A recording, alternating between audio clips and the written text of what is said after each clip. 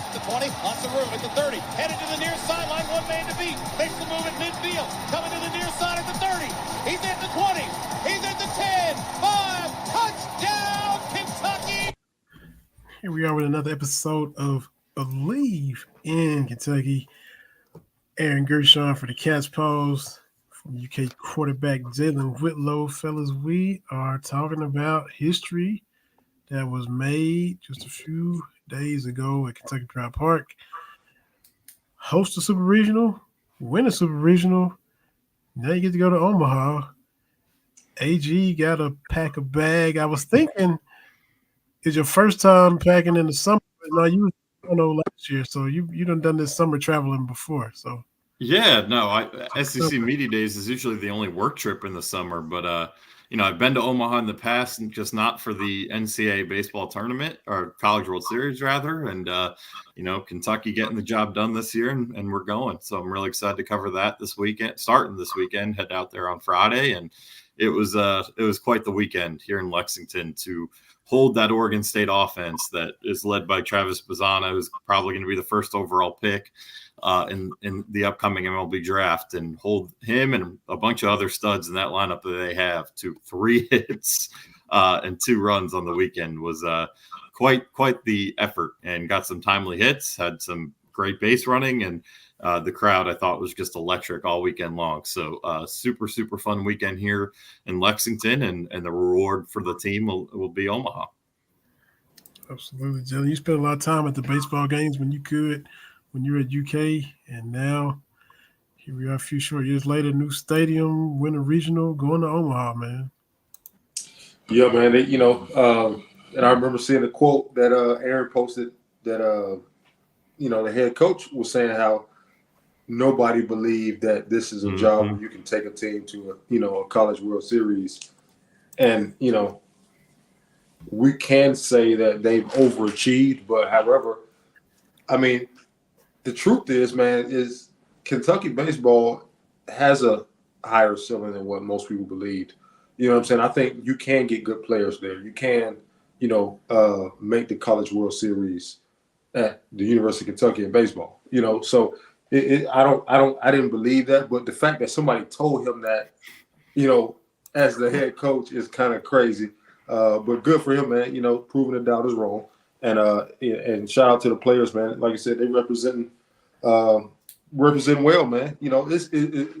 All signs are pointed in a really good direction as a whole when it comes to UK athletics. Seem to be.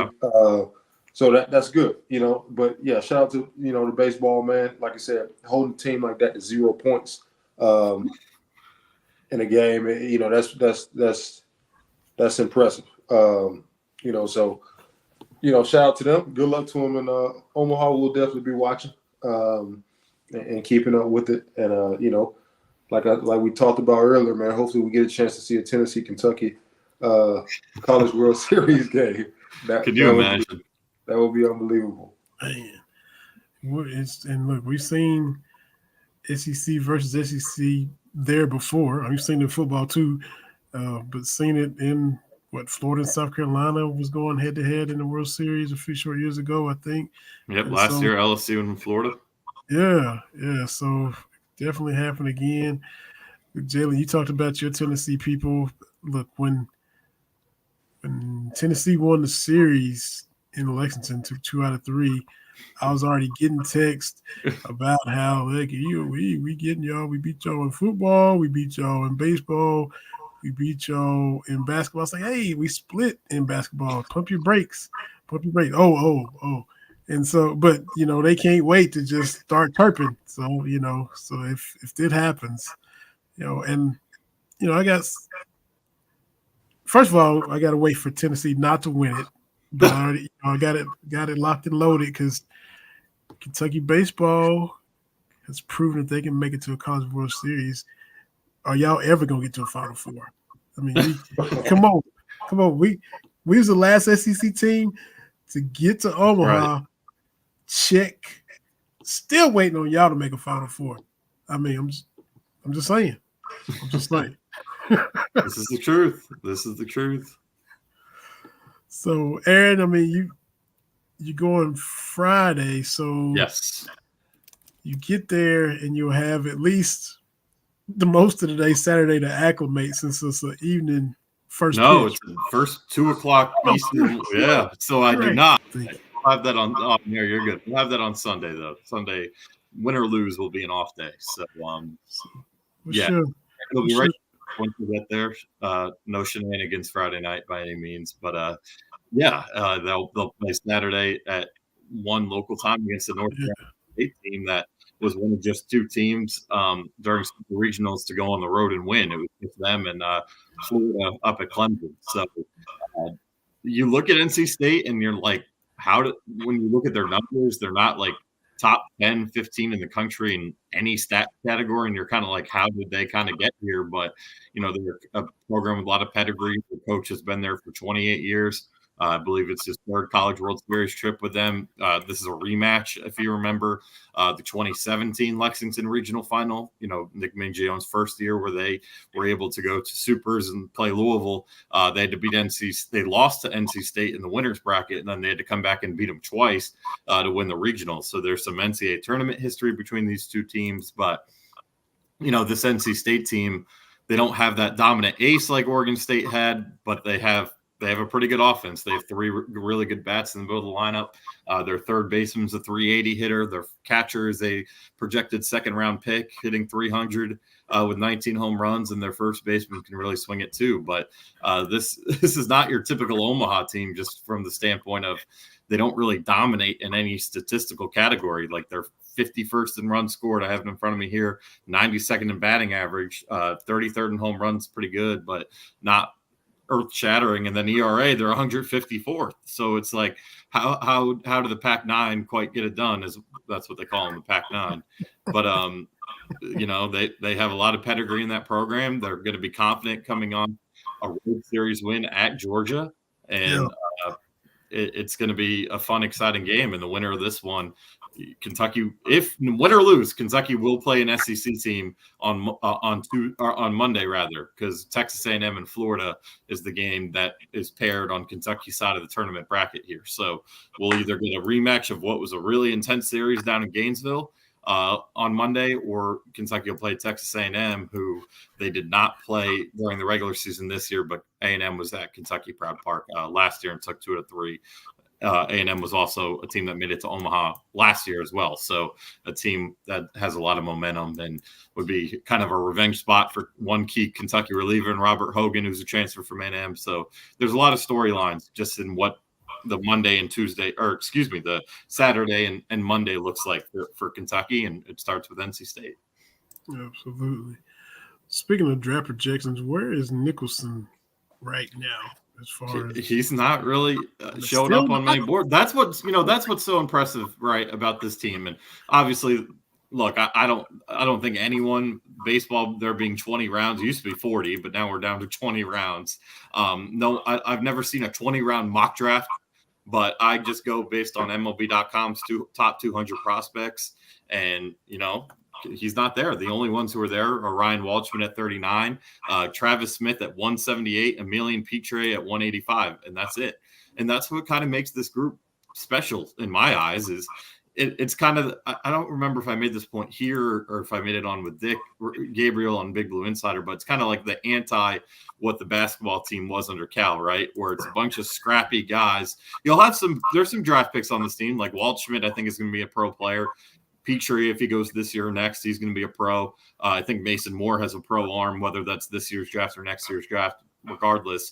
But they don't have a team full of MLB players like Oregon State, I think, did. I think Florida has that right now. I think Tennessee certainly has a bunch of those guys. Mm-hmm. But we all know what Kentucky basketball's had as far as NBA talent, and that not necessarily translating to the pros. This Kentucky baseball team's a little similar. They don't have they may have 1 first-round pick at most.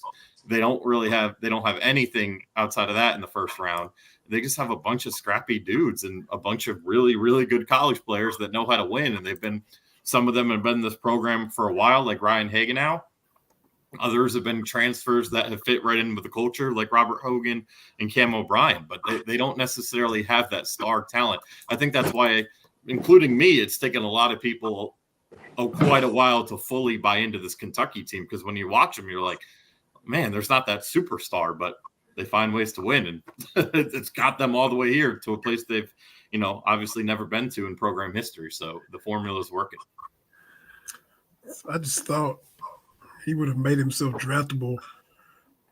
21 I'm sure, again, there's 20 rounds, so I'm sure he will hear his name called. Just if it's not in that top 200, you also got to remember with him, there's an age thing, right? Where he's a fifth-year senior, and teams are going to use those higher picks usually on younger players. So that's probably why we're not seeing him in those top 20 round, top 200, which is like the first 4 or 5 rounds, give or take. Yeah, fair points. And like you said, you kind of doubt him. Everybody's skeptical. All the analysts, every time you took on SEC now, Todd Walker is, I hate to call him out, but there's always this tinge of,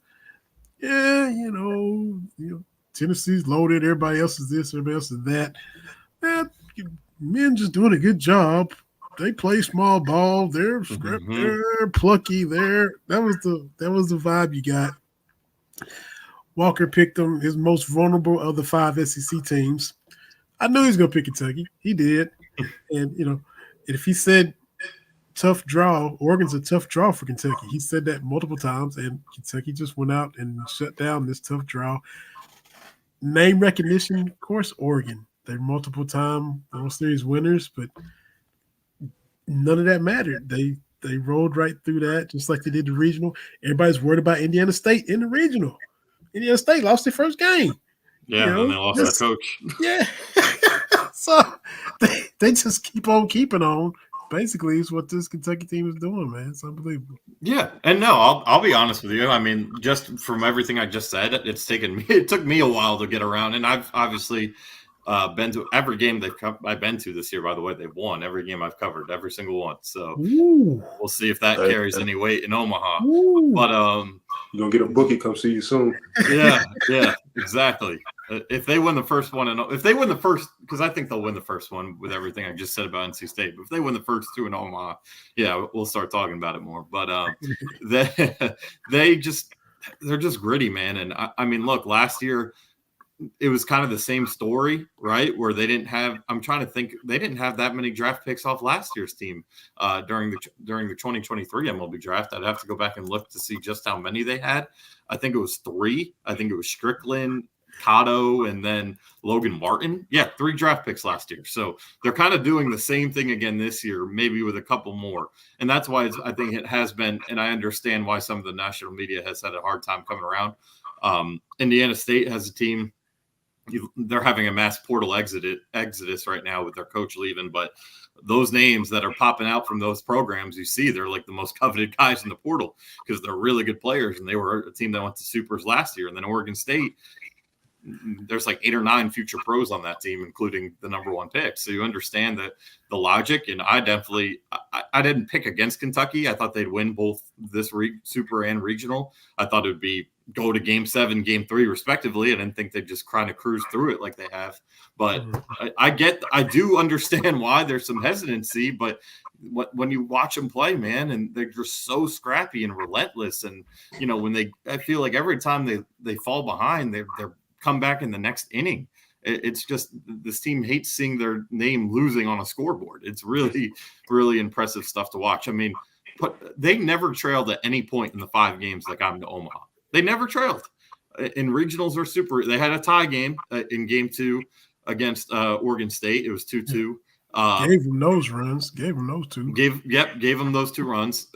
First game against Western Michigan got dicey, right? The lead got down to 2. They win by 2, but they never trailed it. I mean, it's just been a dominant run, and I think it's exceeded everyone's expectations across the country, including mine right here on the beat. And I can, not to speak for other people on the beat, but none of us expected them to just run to Omaha the way they have. They've completely run the table. Josh, man, you got to have your phone on mute and watch the game from the Club Blue event, man. You got to multitask. That's right. Like, yeah, I was going to go cover that and just be in the building to see what was up there. But that's a little unfortunate. But definitely want to have that game on, support the baseball team. This is pretty historic, and I think with how Club Blue has things rolling, there'll be other events like this one. No doubt, no doubt. So yeah, just slide your phone in and just that's it. Yeah, and I'm with you. I get the skepticism because they never made it to the World Series. It's just the same way you make fun of Tennessee until they actually get to a Final Four. It's always going to be they have to hear about it. Sure, Kentucky's the last SEC team, so yeah. But I'm the type you watch. I like to watch the SEC now when your team is good, like when Kentucky went 9-3 in 2018. That whole season, they lead with Georgia and Alabama, and they're talking about Benny Snell and Josh Allen early in the show instead of getting mentioned in the last 2 seconds of the show like Vanderbilt. When so it feels good when your team is mentioned early, getting respect. Always happened in basketball for the most part. Yes, and now baseball is starting to happen. Like, oh, cool. So you see them even with the 14-1 starting conference play. It was still that. So it is what it is. They still have to keep on proving, which I'm sure they're fine with that. And they just made what regionals and supers for back-to-back years. So the track record is very small. It's a small body of work if you're a national analyst. So I can see why they're still kind of like, show me. Like, this is Missouri, show me. I get it. Yeah, you have to a little bit, but it's been so impressive, man. And they keep showing them. And, I'm sure there are going to be people that pick them to lose game 1 to North Carolina State and go 2 and done and call it a Cinderella run, whatever they want to call it. But they've earned too much respect from me to say this is a Cinderella type thing. They're a legitimately good baseball team, and they've proven it for the better part of 2 seasons. Yeah, absolutely. So, Jure, I was, you're getting out there, leaving Friday, get out there Saturday. What's your Jello shot strategy when you're not in the ballpark? Off day only. We'll do it on. Yeah, I'm sure that'll. As media, I don't know if I can really make it count toward Kentucky, but I will. That's a bar you see those clips all the time. You see the scoreboard and all that. So we'll hit that up on Sunday during the off day, I'm sure. Yeah, Omaha steak to soak it all up. Oh yeah, that'll happen. That will, yeah. Huh? Look, again, it's a city I've been to just once before, and there's some cool spots that now that I'm at the legal drinking age, will be more fun to go to than they were when I wasn't. So it'll be a good time. Absolutely. So what else has been catching y'all's eye, man? We definitely had to start with baseball, but yeah, I think the other piece of news that came out today, and I want to get into the football stuff with the schedule there as well, but starting with the fresh one here. So I kind of get why they're playing Clemson, and I've seen a lot of theories in this ACC SEC challenge. For those who don't know, Kentucky at Clemson, I believe it's December 3rd, again at Clemson, so road game, which Kentucky played at home against Miami in this obviously last year. And look, Clemson's a team. It's very similar to Miami, right, where they're coming off an NCAA tournament run. Clemson was in the Elite Eight last season. So you give them their flowers, they deserve it. They're coming off one of their best seasons in school history, and that I understand why. And there's also, I think, an aspect that they tried not to repeat the same home teams as last year. Kentucky got a home game last year. The logical answer would have been to pin them with North Carolina, but North Carolina played at home last year against Tennessee, I believe. You still just come on. Like, there's a Carolina-Kentucky game. Carolina-Kentucky every time. And I can't think of the last time that game is. The only blowout I can think of off the top of my head in like recent memories, the game that Severe Wheeler had his best game in uniform here, and they popped him out in Vegas. And then that North Carolina team ended up catching fire ever from there, and they ended up in the national championship game when Kentucky lost to St. Pete. So, they last year, that game in Atlanta, I covered that one of the most exciting games I've ever covered. Just nail biting whole thing. perfect 50-50 crowd split between, royal blue and Carolina blue. Just such an electric atmosphere. There was the game that I believe Ashton Hagans had the 7 steals. That was the nail biter in Chicago. They've just had so many battles throughout the years that have been so good. And you're talking blue bloods and a new era for Kentucky. It just made all the sense in the world to have that game. Even if Kentucky had to go to Carolina, I don't care where it was. That game needed to happen. And Clemson it is. So, look, it's in my opinion, a little bit of a disappointing draw. No disrespect to Clemson, who's coming off a great year. I haven't gotten to do too much research on who they have back from that team, and that game will be down there. I'm sure it'll be sold out in a huge game there and a tough one for Kentucky to win and all that. But, when you see it was Clemson, you're kind of like, ugh, like really? And not just Kentucky's draw. I mean, I was just a little disappointed across. You had a chance to put Louisville and Arkansas together. Have Kenny Payne play Arkansas, or Kenny Payne play Louisville, right? A year removed, and I think they're playing Miami. It's just a rematch of that Larinaga-Cal matchup. Right. It wasn't even a game last year, and I don't know. Miami hasn't gotten much better, and Arkansas probably kicked their butt. So didn't love that matchup. The Alabama, if Carolina was going to play anyone outside of Kentucky, I am glad it's Alabama. I think that was by far, the best game in the draw. But like Louisville, who for all our fan base, they're not going to want to hear it. They should be a lot better this year. Like I think they're playing Ole Miss, who they should be better, but it's just like really Syracuse, Tennessee like Tennessee deserves a better draw than that. I get the ACC's like not great, but you have some which is crazy. Playing? Yeah, who's Duke's playing? Yeah, Auburn, Duke. Texas at NC State, like I mean, that was my prediction. I thought Kentucky was going to go to NC State, given that Kentucky had, NC State was in the Final Four last year. And I think I would have had a little more excitement for that one than I would have this one. But they're just going out of their way to make it non-marquee matchups now.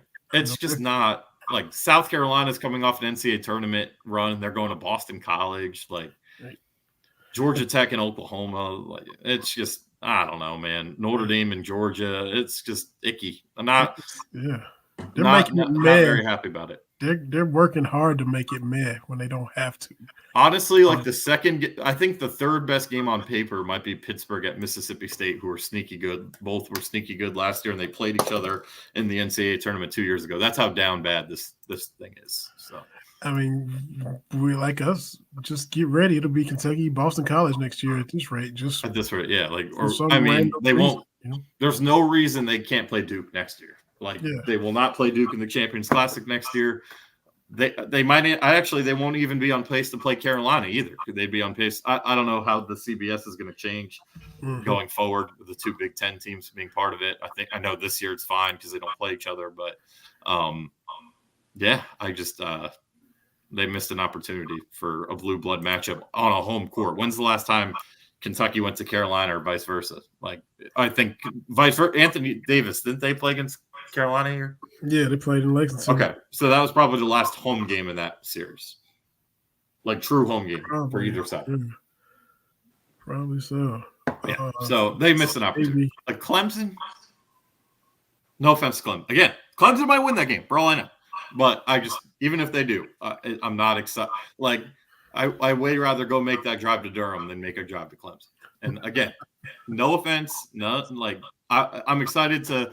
I wish it was a football game, to be honest with you, to go check out Death Valley. But I'll be excited to drive by the stadium, do all that good stuff at Clemson. But it would have been a lot cooler to get a matchup at North Carolina at Chapel Hill.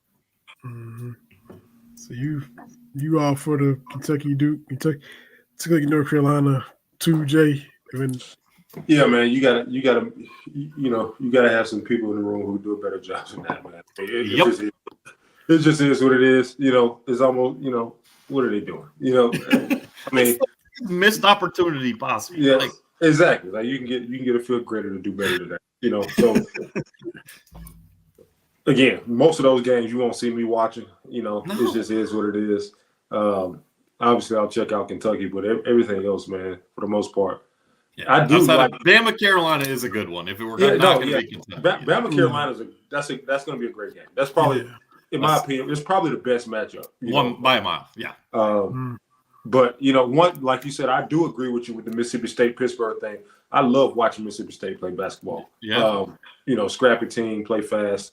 What's the kid name that was tearing us up last year? Tulu Smith. Yeah. Or no, Josh Hubbard. Hubbard. Hubbard. Guys. Yeah, Hubbard's back this year. He caught fire on Kentucky last year. But we'll see. Like I said, it's probably not. That was it's not what I would have chose. To when it comes to some of those matchups, but it is what it is. But fun fact, a group of kids that I coach were at Kentucky's football camp today. So they were representing, and we actually had about 20 guys there, and they just, our head coach does a thing where he just take guys and they go on a camp tour and whatnot, and Kentucky's always one they do every year. So thought that was cool. So awesome. Yeah, but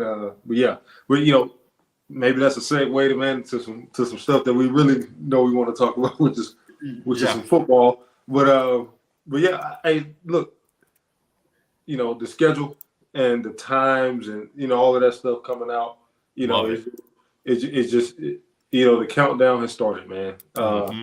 For real, so it's mid-June, guys. I know. It's June 12th.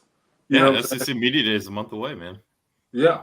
Once you hit SEC Media Days, we know that it's football season. Yes. But to me, like that mid-June time, it's like, okay, it's getting there. You got college programs into their second and third week of summer training. It's getting to be that time. So,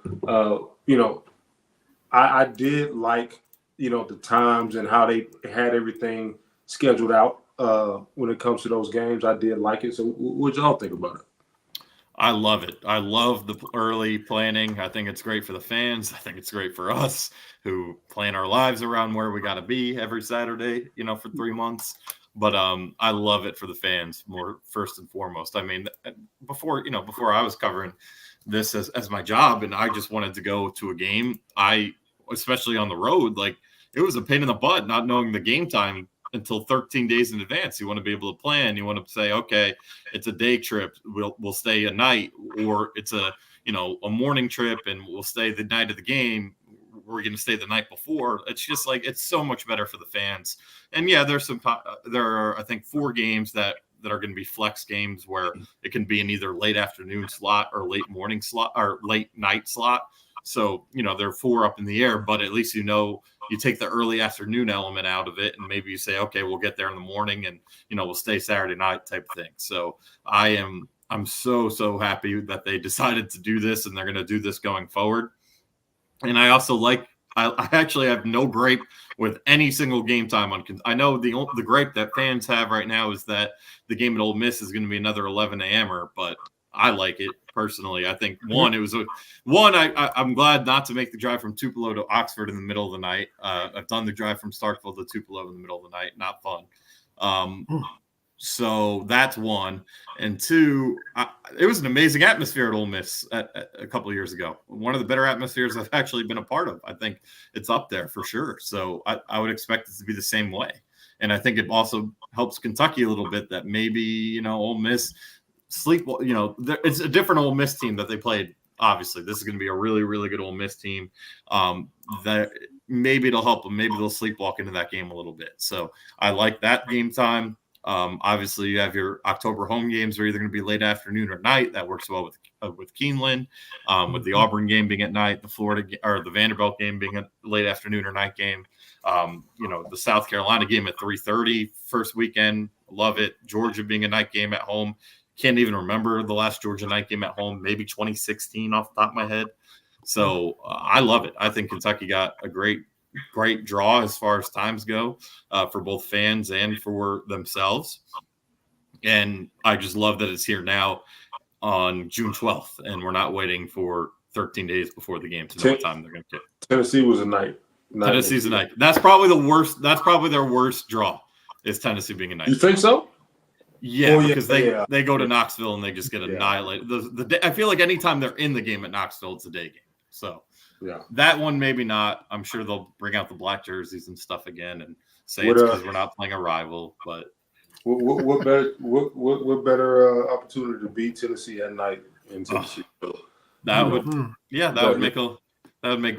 make Vinny Hardy very happy first and foremost, but it would make a lot. It would do wonders with Big Blue Nation. That's for beat sure. them in a full kneeling. I mean, I'm not discrediting 2020 because a win is a win there when you hadn't won since 1984. Sure, but to win in a 102,000 and to leave the W, man, that would be different. And Jalen kept, mentioning it's mid-June and, it's time to get it going. He also, to me, again, hat tip to baseball, thank baseball for playing into June. That's shortening the gap. That's exactly right. Without where there's only, love baseball and golf, but that stretch where there's only baseball and golf and NASCAR, and that's that dead dragging part of the summer. But now baseball going to regional, super regional, College World Series, we're in the mid-June already. We've been watching baseball and they trimmed off some of the weeks that we have to wait for football by having such a great baseball run.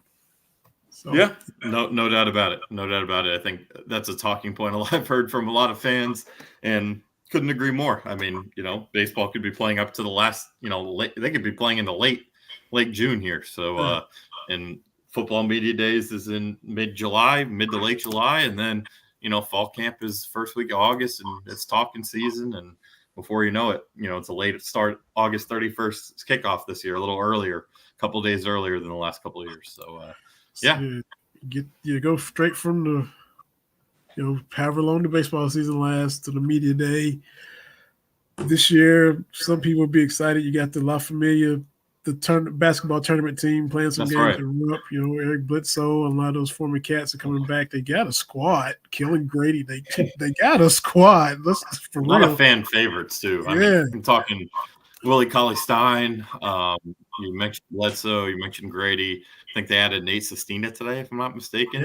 Marcus Teague. Gravitated. James Young. Deron Lamb, I think, is playing. They loved Lamb when he was here. Yeah. So they do have a squad and a lot of fan favorites in that group. And they trying to win $1 million. But you see these. I peep at these games, oh, okay, there's such and such. Oh, there's Marshall's team. Oh, there's Purdue playing Arizona State, whatever. And I'll flip at it because this is summertime and there's not much going on. Just like the Big Three at Ice Cube. Yeah. I watched one of those Big Three games, see some former players hooping and stuff. And now, Kentucky's in it, so Kentucky's going to watch. And now you got these names that everybody remembers that play well and are coming to, they coming to try to win. They ain't just showing up.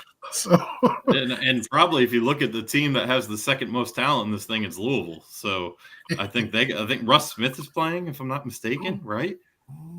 I'll go look at their roster. I'm pretty sure they have some pretty notable names there too. So it's a lot of fun. Yeah, a lot of nostalgia.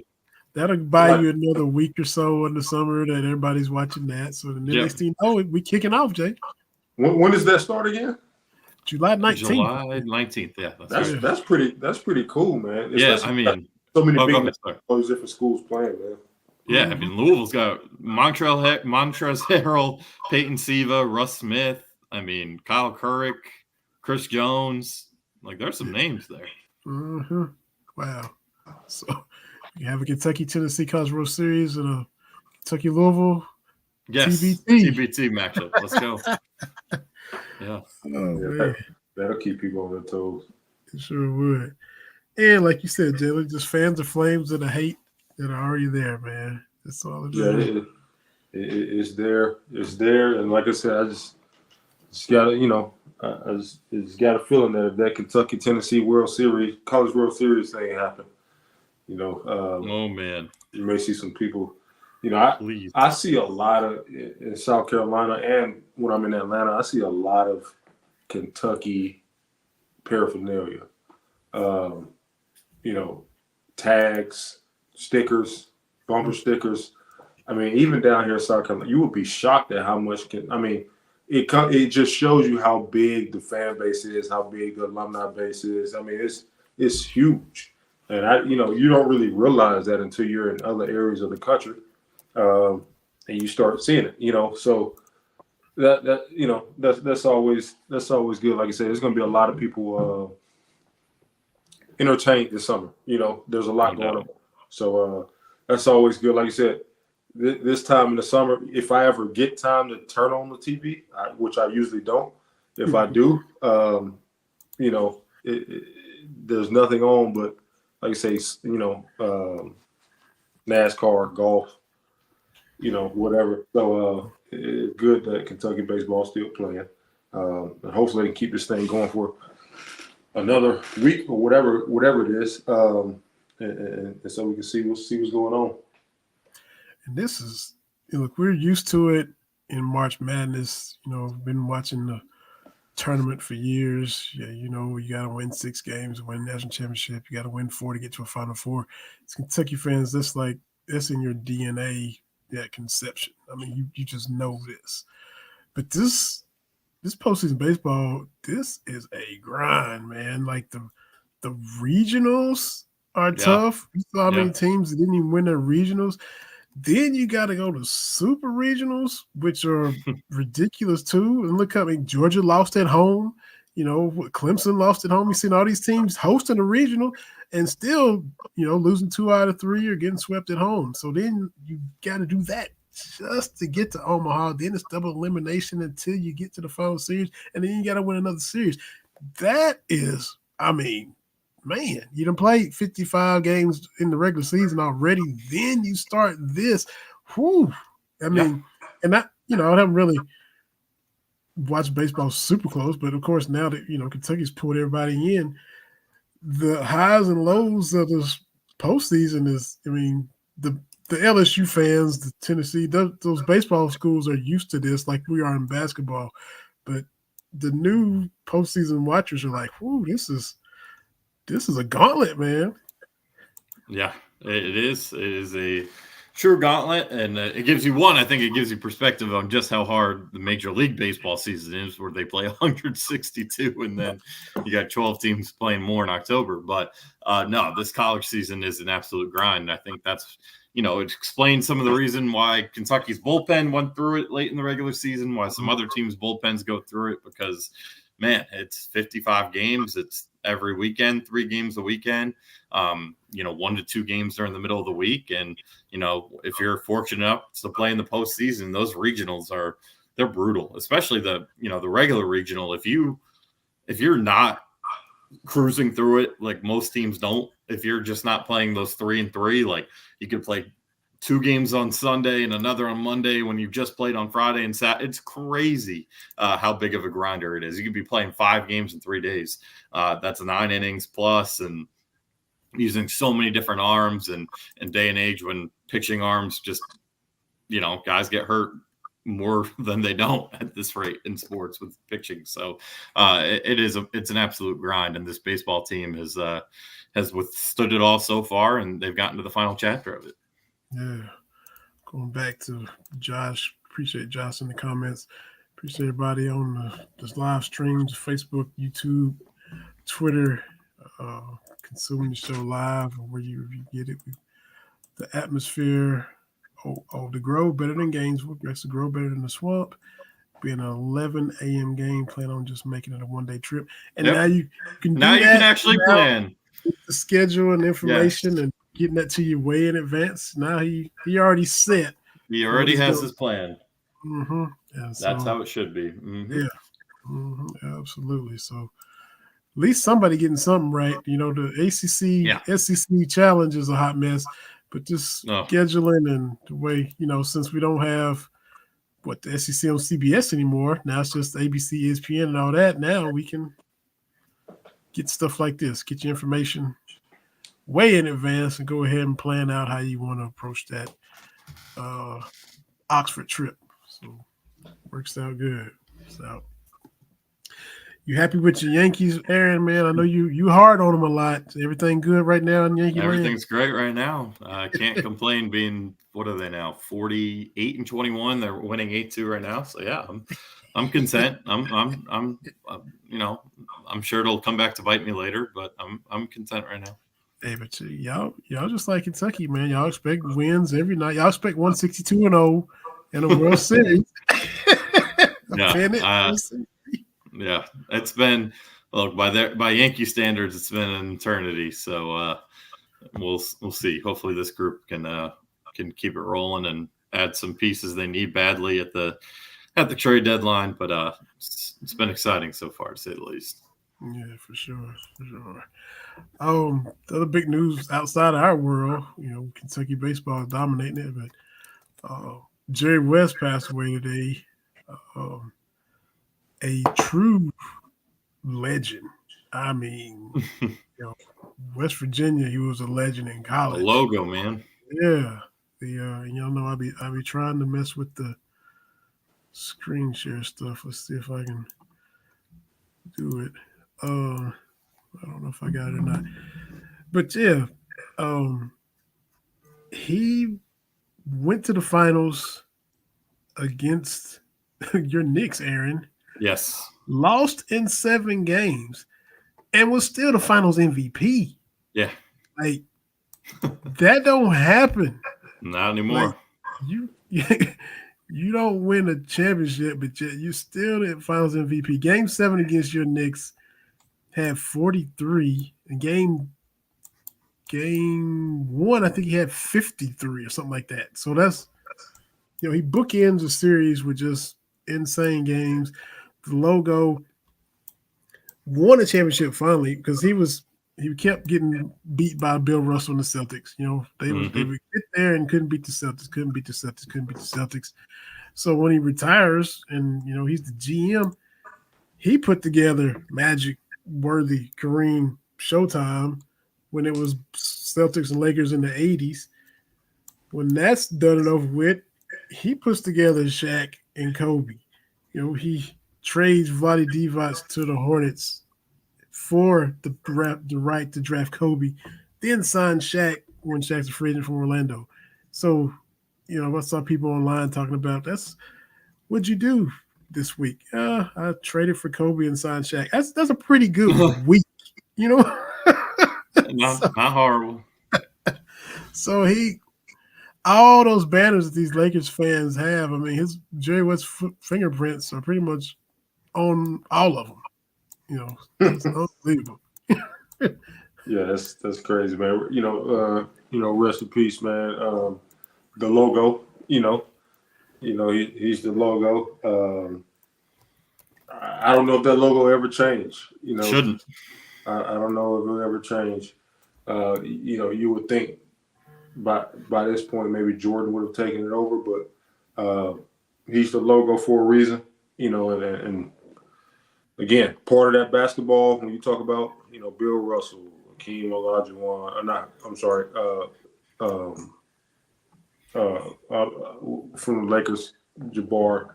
Kareem. Yeah, Kareem. You talk about Jordan, you're going to talk about LeBron, you're going to talk about Kobe, you're going to talk about Shaq. He's in that, extended Mount Rushmore of basketball, and it's just what it is. Like I said, he is the logo of the second most powerful league in the world, in that, outside of the NFL. So that's a big deal, lived a long life, a very accomplished. So, like the rest in peace, man. You saw what LeBron said about him, tweeted out, and some others too. But, he obviously meant a lot to a lot of people. So, that's, it's kind of crazy. Bill Walton this year. Boy Scout, yeah. Yeah, absolutely. Sure, but yeah, man, just the impact, like you said, it's just you've seen guys in the past too. We've all seen it. Favorite team or players you rooted against. Great players that go and try to be an owner, try to be a GM, try to be a coach, and you were great as a player, and then you struggle in this other aspect. Michael Jordan as an owner wasn't that great with the Charlotte franchise. Magic Johnson as a coach, that didn't go well. And Jerry just transitioned from one to the other. No problem. And the Warriors dynasty, he was he left the Lakers Yes. like an advisor for the Warriors, a consultant, and got them going with their dynasty. It might not be a Splash Brothers and Draymond and all that without Jerry West kind of influencing them. So it's just ridiculous, man. It's believable.